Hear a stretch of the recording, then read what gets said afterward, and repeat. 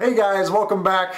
I'm glad I got quite a few of you on my April Fool's joke. For those of you guys who aren't aware of the April Fool's joke, I basically took old footage when I first moved the layout and moved to this basement with just bare tables, and I voiced over it and made it look like I had destroyed everything in a blind rage. Took all the foam off and ripped everything apart, destroyed structures.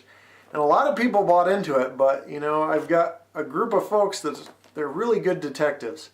And they noticed that there's no hole for the turntable, that the river, where I have the river, there's no remnants of that, and that stuff is some really hard material to remove. That there were no holes drilled for the wires, no holes for anything. It was really too clean looking, and they caught on to that. The fact that I screwed and glued this foam down to the wood, there's absolutely no foam remnants, so they really caught on to all of that. And they're pretty good detectives. So it's pretty cool that you get a diverse audience of folks. Some catch on to it, some don't, and some didn't even watch the whole video and didn't read any of the comments and really thought that it was happening. You know, some people I got, and then they caught on later when they read comments or saw the very end of the video where I said it was April Fool's Day. So thanks for watching and playing along with that video. As always, you know, I got a little more dislikes than normal because some people don't like humor in this hobby, but I think it's key to have fun doing model railroading. So I'm always going to play along with any April Fool's jokes or jokes in general and have a good time and be lighthearted about it, but also focus on details and always improving my layout or my fleet and making things more realistic.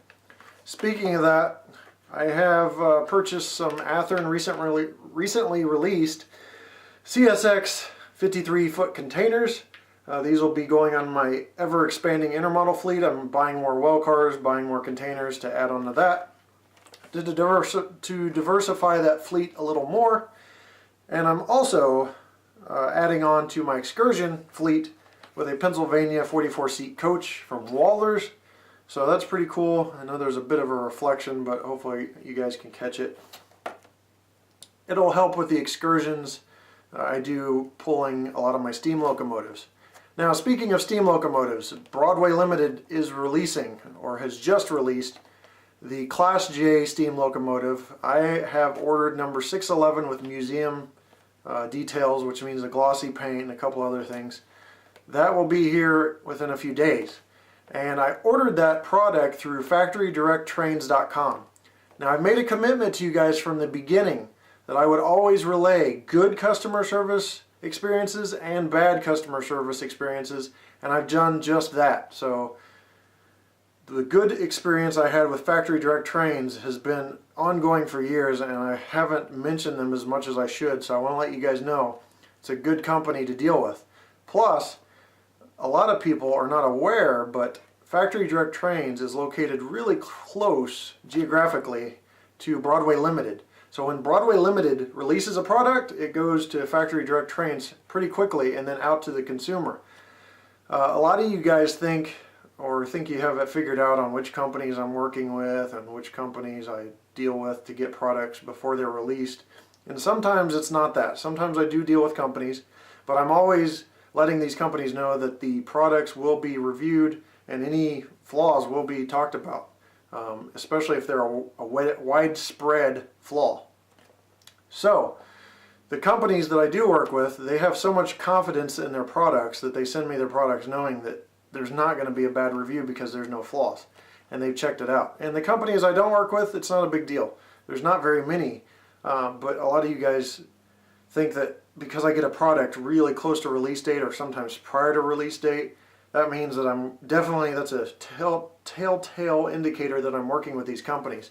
Well, I want to let you in on a little secret. If you find hobby shops and online retailers that are geographically located close to where these companies ship their products, you can get the products early too. Not necessarily before release, but right at or after release. And you can be one of the first people to have it if it's that important to you. I like it. The fact for me, because I can get the review to you before you even take your trip to the hobby shop and get to these items. You can see what they're about on my videos. A good example of this, other than Broadway Limited and Factory Direct Trains, is Overland Hobbies. Their online website they ship from Indiana, actually fairly close to my hometown. And one of the Athearn's distribution centers is in Champaign, Illinois, I believe. So they're geographically just a few hours from Athens Distro Center. So usually ordering through overlandhobbies.com, I can get a lot of Athearn products ahead of time, or not before release again, but really close to release. I've ordered all 10 of my Athearn SD70 ACEs with sound, or actually 11 if you include the 30th anniversary unit, from overlandhobbies.com, because I know chances are, it's not guaranteed, but there's a good chance that I'll get these products really close to release date. So with that said, just keep that in mind if you're really interested in purchasing items and getting them close to release date. And it's not always what you see. You know, some people deduce too many things from my videos and get these ideas and run with them. Okay, with that said, there's a couple other things I want to talk about.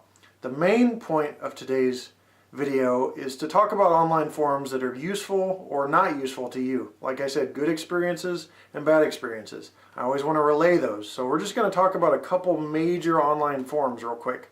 Before we do that though, I want to cut to my display case because I want to show you how I've improved my Union Pacific passenger set, Heritage Fleet, whatever you want to call it, by having some custom work done, just minor custom work, basically relettering that I could have done myself if I read into it enough, on a passenger car, actually a baggage car. So let's go ahead and take a look at that real quick. Then we'll be back to talk about the online forums. Okay, this is the highly controversial display shelf that I have. I say it's highly controversial because some people think that other YouTubers are saying that I have too many trains on display and not enough running and this and that.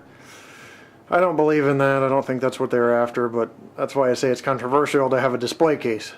Because God forbid you have locomotives stored anywhere other than in boxes or on your layout. Anyway, this is the display case.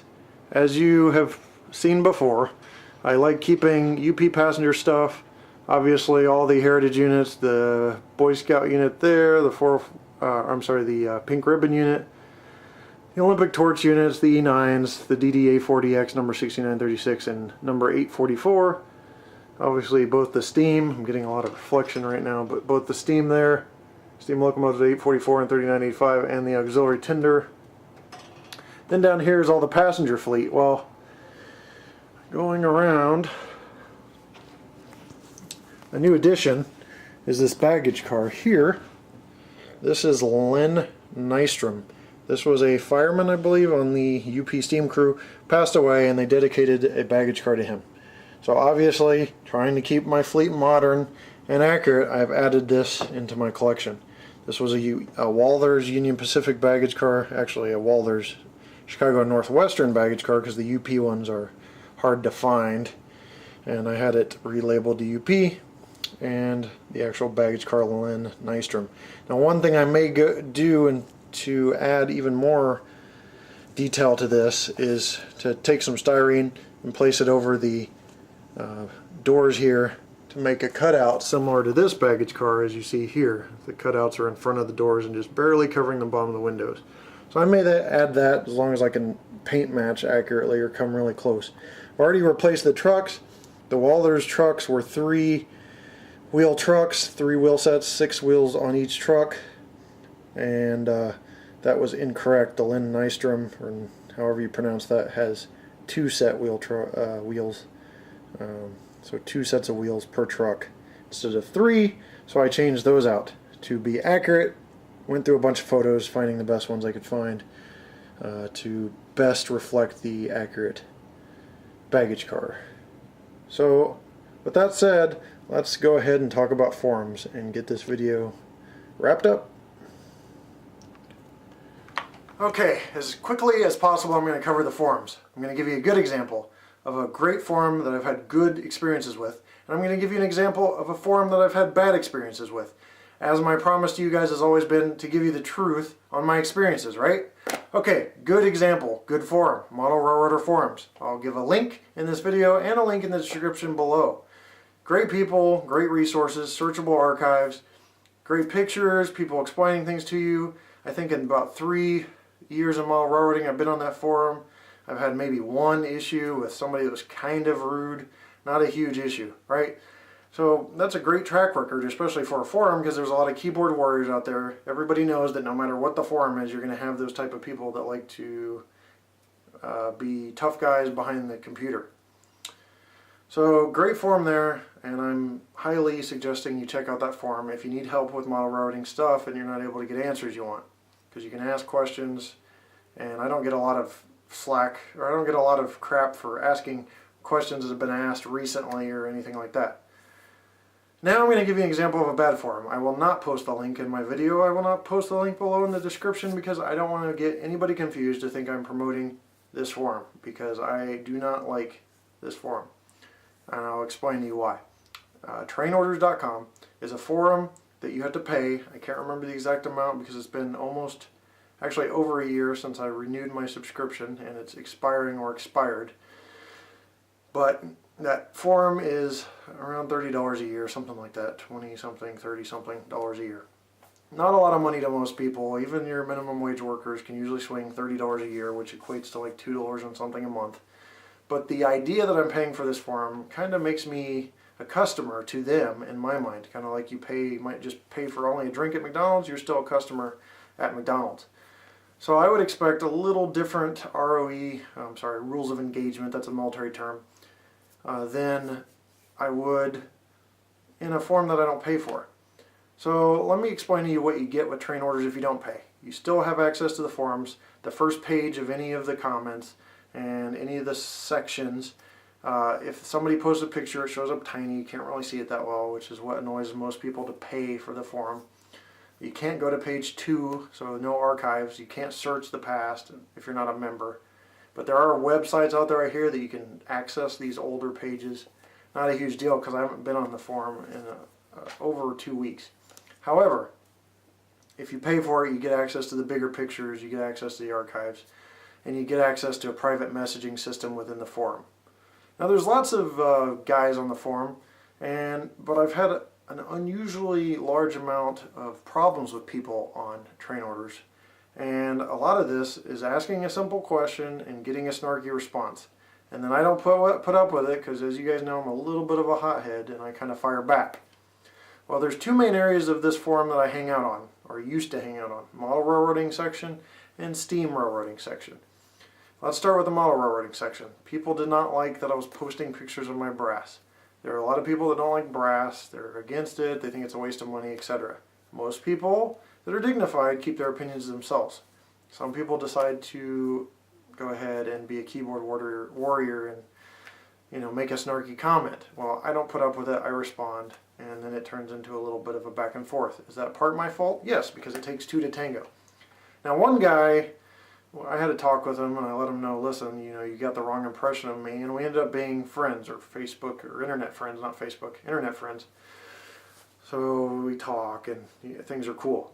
But a lot of guys are still snarky about it. A lot of guys give you condescending answers, and it was just too much. I was like, I'm done. I don't let things get to me, but I'm not going to sit there and pay for people to be condescending. Speaking of condescending, let's go ahead and talk about the steam railroading section. Now apparently in that forum, in that area, there's a lot of big players in steam. I know, that sounds funny just saying it. Because in my mind, all steam programs are important, but the big steam programs would be Union Pacific's. If Norfolk Southern's ever comes back to full fruition, that'll be a huge steam program. The 4449, just the steam locomotive and whatever association runs that, would be considered a big steam program. There's guys associated with these steam programs, and some of them are active and some of them are retired, and some of those guys are really been retired for a while, and they sit around and they do a disservice to everybody by bashing. One guy bashes the UP steam program and the current operator of the UP steam program, or manager, pretty frequently. And in their set of rules, they have, don't be childish, don't bash people, etc. But if you're one of the boys or a buddy of the Train Orders forum owner, or one of these old head steam guys that's just been around for a while, you're free to do that without any repercussions. While anybody else that does that gets schwacked, or I've had people banned that I know because of comments that weren't even that out of line, while these other guys are free to make whatever comments they want, free reign, because they're buddies with the owner, or like I said, big name in steam railroading. To most mainstream people, even myself, who I have a slight interest in steam, I don't even know who these guys are, I don't know their names, but they do have a tendency to be rude to not only each other and other steam program folks that aren't there to defend themselves, like a lot of the UP steam program folks, like I mentioned, not there to defend themselves. They are rude, they make comments, they throw them right under the bus. And then if they say something in response to me, I don't take it and I make a response back, and then I'll get all these private messages. Oh, I can't believe you said this to this guy. Do you know who he is? I don't care who he is. He's not going to talk to me like that. Now, I might be just as bad of a keyboard warrior because I'm taking a stand behind my keyboard, but the difference is I'm open to meeting anybody, anywhere, as long as it's not costing me too much money to get there, to settle a matter face to face. And with one steam program, I'm not going to mention the name, it wasn't a major one, with one manager of a steam program, it got to that point. And I was like, listen, I visit your area pretty frequently due to certain circumstances that I'm not going to mention because you'd figure out which steam program it is. But I visit your area pretty frequently, and I will come talk to you about this face to face if you think I'm just sitting behind a keyboard. So all this is childish stuff, and I'm probably sure it's turning off most of you just hearing about it. But I want to prepare you for what you're going to get into if you go to that website 9 times out of 10. Now, if you're just there to observe and ask really basic questions without any sort of angle to them, you may get away almost unscathed. But if you have any in-depth questions, or if you try to show off your railroad collection, your model railroading, or try to show off a steam locomotive, you're either going to get critiqued about your photography, possibly, critiqued about your collection, accused of bragging. The list goes on and on. And obviously with everything you're putting yourself out there, so some of it's deserved, but some of it's excessive. And I'm not going to pay for abuse, so why waste my time? So with that forum, and the way they cater rules to some people and such, and some people are untouchable, other people get banned just like that. I know another YouTuber on here got banned just for minor stuff, while this other guy's free-flowing all sorts of hate and disrespect to people. He's getting away with it because he's a steam guy. Not cool. Same thing on model railroading area of that, the model railroading area of that forum. So overall, I am not going to recommend that forum to you. If you want to go see the fireworks, you can go right ahead, but usually they don't warm up until the second or third page, which means you're paying to see fireworks. So I'm not going to pay for that. It's up to you. You don't have to take my advice verbatim. I'm just giving you my suggestion and giving you kind of an idea of what you're going to possibly experience in that forum if you're vocal at all. Or, I mean, if you're just looking and you don't post anything, obviously you're not going to have a problem. You can just sit there and pop your popcorn and watch the other fights. But it's just kind of gotten ridiculous. And some people, like I said, are at free will to do what they will. And some of them are just absolutely condescending in the process. So that's way too much time on the negative forum, and I feel bad for spending like a little blip of time on the good forum and a lot of time on the bad forum, but there's a lot to explain to you guys on why, because I want you guys to understand my thought process behind everything. So that's why you're going to get a do not recommend on that. And as a special thank you for listening to my rant on forums that you expected to be mostly positive and turned out to be mostly negative, I've decided to insert a free giveaway into this video. Now this is one of them hush-hush videos or giveaways because it's not going to be in the title. There's no giveaway in the title. This is what I call a secret giveaway because this is geared towards the people that watch my videos the most and watch almost every one of my videos and pay attention to the videos.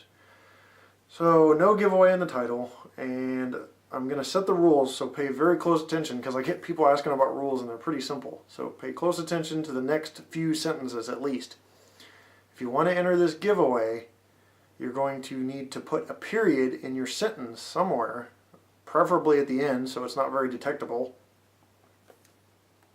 on your comment. So you're going to comment on the video to enter, and you need a period in there to be eligible for the giveaway. Why am I choosing a period? Because I want it to be incognito. If I put secret giveaway in the title, bam, it's not a secret anymore. If I say put something crazy like I love kangaroos in the comments, people are going to look and be like, why is there 53 comments in the first few hours of this video that says I love kangaroos? Something's up. And then they start to dig and they find the giveaway. Especially those folks that aren't paying attention. So I want this to be geared towards the folks that really pay attention. So put a period at the end of your sentence or somewhere in your sentence. Like I said, preferably at the end so it doesn't look too revealing to show you that something's up. Put a period at the end of your sentence. Put a comment with that period at the end of your sentence, and you're entered for the giveaway. Now, I've talked about this giveaway. What is it? Well, the secret giveaway is for 2 of this book, which is the Brass Train Guidebook. It's written by a guy named Dan Glazier. I have 9 of these books total, or I had 9 of these books. I already gave 2 or 3 away, and these are the 4th and 5th books I'll be giving away. So 2 winners. Now this book is not just for brass folks. It's a pretty cool book because it talks about the details, some of the titans of industry in brass, some of the big names like Brian Marsh of Overland Models, President and CEO of Overland Models, that guy. He's a big name in brass, and they have interviews with him. They've got pictures of a lot of brass models from a lot of different companies, and it's a good guidebook for if you're getting into brass, or you're thinking about getting into brass, or if you're already in brass. So it's pretty cool. It shows you a lot of the models, a lot of the companies that you may not know. It breaks it down into scales. HO scale, is a lot of the book, and then they got O scale, and they got various other scales. And it's hardbound. It's a really nice book. Good for your coffee table if you're a rail fan or steam fan or model train fan. And this was provided by Dan's Train Depot, which is on eBay, and I'll put the link for that below, and BrassTrains.com, both owned by Mr. Dan Glazier. The BrassTrains.com website provides obviously mostly brass trains, I think all brass trains, new and used, for sale. And you can sign up there for a wish list. You can sign up for if an item comes in stock or consignment or sale, that it'll alert you through an email. So all kinds of good stuff for the brass collector in there. You can sort by price and everything if you're trying to stay low on budget and get brass at a low end. And then obviously the eBay page, Dan's Train Depot, the store there focuses on plastic mostly. So if not complete plastic, I'm not sure. But the links are provided below so you can check those guys out. These books, all 10 of them, 9 of them were provided, 10 of them is what the beginning was, were provided by these 2 companies, which were basically owned by Dan Glazier. Now the MSRP for this book is $74.95. So you guys that like free stuff, it's a pretty good deal to get this book free, shipped free. I'm paying for shipping. I am cheap, so I will send it media mail, but it'll be nice and bubble wrapped, like the other 2 winners got. Their books arrived, I think, with no damages. I didn't hear any complaints. But it is media mail, so it takes a week or 2 to get to you. The deadline for this giveaway I will set at 14 days from today, and after that 14-day mark, whatever the next video falls is when I'll announce the winner. So if it's 14 days, the deadline from today would be the 17th of April, and say I don't get around to a video until the 20-something of April, I'll announce the winner there. But any comment after that 14th day from today will not be counted towards the giveaway. Remember, put a comment with a period in it to enter the giveaway. I'm keeping this super incognito. It increases your chances of winning because less people will catch on to it because you're paying attention, and you guys are the ones I'm focusing in this giveaway. And I've got lots of books, so I'll talk about, or I'll give other people a chance to, because I know there's a lot of folks that drop in to check out a review because it had a lot of hits or something. So I want everybody to have a chance. But these 2 books I want to reserve especially for those folks that are my core subscribers that pay really close attention to the videos and check them out almost every video and pay attention to them, no matter how long I ramble, or sometimes I'm negative, or sometimes I get boring.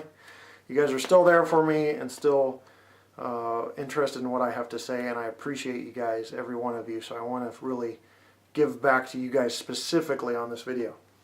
Well, this video went a lot longer than expected, but we did cover quite a few things. So as always, thanks for watching, guys, and we'll see you next time right here on my channel.